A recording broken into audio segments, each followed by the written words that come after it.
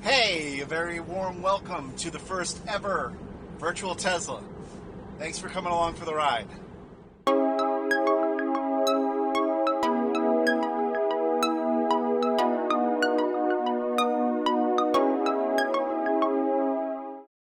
This is the format. The format basically is me driving around in my new Model 3 and trying to educate and entertain along the way. My two real jobs in life, I'm a high school English teacher, and I am also a videographer in the summer that films weddings. Every episode is going to be in 360 degrees virtual reality. So the way it works is right now, if you are on YouTube, you should have the ability to scroll around in 360 degrees. So if you want to look down at the straw in my coffee mug, or if you want to look down at what it looks like in the back seat, or if you want to look up at the glass ceilings, all that can be done through this experience. I know that when I was buying a Tesla, I had a ton of questions, and the YouTube videos that I found that exist online have helped me tremendously. So thank you very much to all the YouTubers who have come before me. I hope you find my contribution to be a positive one. I do plan to add some links underneath so you can have the opportunity to order them quickly from Amazon. And you guys all know the disclaimer with that. Amazon does give you a couple of shekels to link to their products. I promise any money that is made from that will go right back into the cause of educating people on Teslas. This is not a money-making endeavor on my part.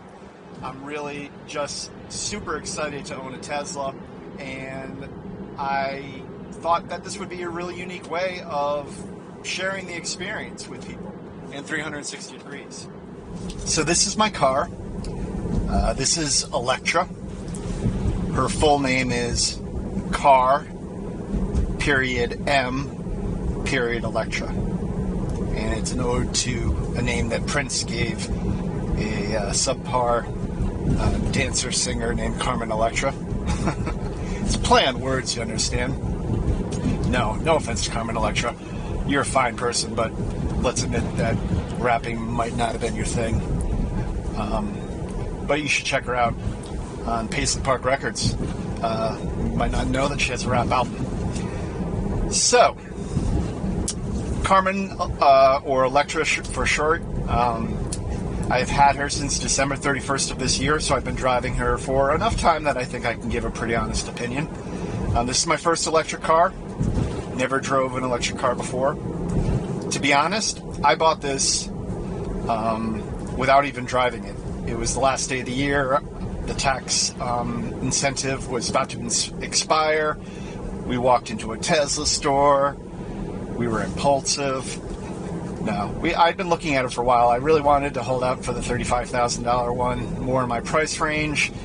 But, when the salesman tells you on December 31st that he found the last open stock Tesla in New England, I don't know, maybe it was theatrics, but I totally bought into it. And here we are. So, I love this car.